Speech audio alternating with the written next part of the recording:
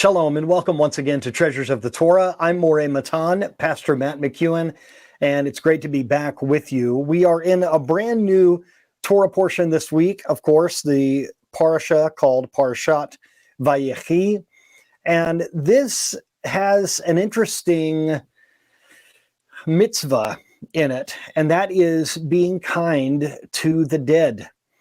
That might seem a little morbid of a subject to talk about, but it's really something that is very loving. And let's look at the scripture to see exactly what we're talking about here. We're looking at Genesis chapter 47, verse 29. Jacob said to Joseph, "Deal kindly with me. Do not bury me, I pray you, in Egypt." He does not want to be buried in Egypt, but wants to be laid to rest in the land of his fathers.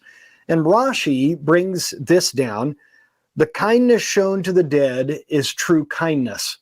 Now, why is this the case? Well, obviously, a person that is dead cannot repay the kindness that you give them. And this is why Rashi says this. And this is the meaning of dealing kindly with Jacob, not to bury him there, to carry him up, carry his bones up out of the land of Egypt and take them back to Israel. Now, as you know, this year we're going through this collection of commentaries known as Wellspring of Torah.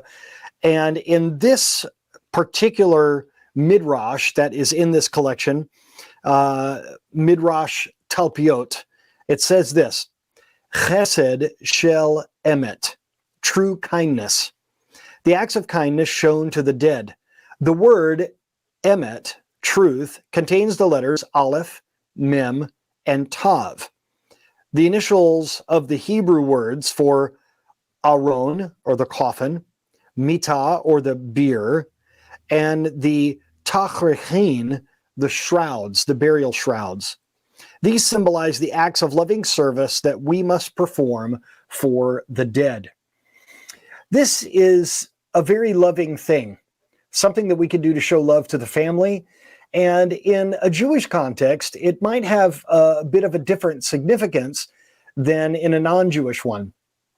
And let me explain something to you. If you're unfamiliar, someone who is a religious Jew, someone who is observant in their Judaism, the body is supposed to be buried within 24 hours of death, and the body is not embalmed in someone that is religious. The idea is we don't want to keep the body from decaying. We want the body to go back to the earth. We want the body to naturally decay and to return to nature. And so there's no embalming, there's no things like that. Now, also in an observant Jewish context, there's no cremation either. That's something that non-Jews do. So for a Jewish person, there must be systems in place where a funeral can happen very quickly. And that is why there is a Jewish burial society in each community, in each synagogue community. And this is a group of people that is called upon. They have to be ready, sort of at a moment's notice. If someone passes, they spring into action and they do those things which are needed, those particular prayers and the service that needs to happen for someone that has died. And as I said, since that happens within 24 hours, these people have to be ready relatively quickly. And this is a big mitzvah. This is a huge act of kindness that someone can do. And as Rashi says, it's an act of true kindness because, as I mentioned, it's not like a dead person can pay you back. So dealing kindly with Jacob, this was a big deal. And as we know, Jacob's bones and Joseph's bones were brought out of Egypt when the children of Israel came out in the Exodus. We also know, according to our rabbis, that it was in the merit of the bones of Joseph that all of the miracles happened at the Exodus, the crossing of the Red Sea, the manna, all of those miracles happened as a result of the merit of Joseph because they had the bones of Joseph with them. This is a very Jewish idea. We don't have to wait until someone dies to do an act of kindness. We don't have to wait until we die to do an act of kindness for our friends and loved ones.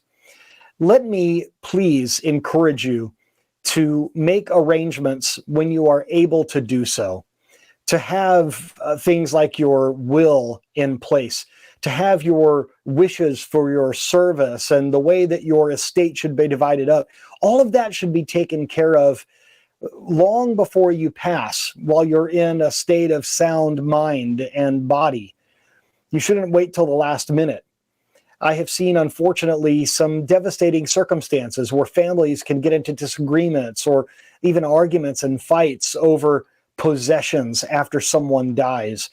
Make sure that you have your wishes spelled out so that there isn't any disturbance. While people are making arrangements for your funeral, they shouldn't be discussing who gets what or things like that. We should be focusing on the grieving process. So let me just give you a bit of an encouragement to do that, to take care of these things. That is an act of loving kindness that you can do for your loved ones before you pass. So this idea of doing the true kindness, what is it that you can do to honor someone that has passed on? It might not even be a family member. It might just be a friend. It might be a friend of the family, or maybe a coworker or a boss at work. What can you do as an act of loving kindness done in honor of that person that has passed? And how can you choose to have that person's legacy carry on through you? I pray that this message has been a blessing to you, even though it's about a sort of difficult subject. It's something that we must face and talk about. If you'd like to study with me, where I graduated at Yeshivat Shuvu, you can go to shuvu.tv and fill out an application there. May God bless you as you continue to study and grow in His Word. Shabbat Shalom.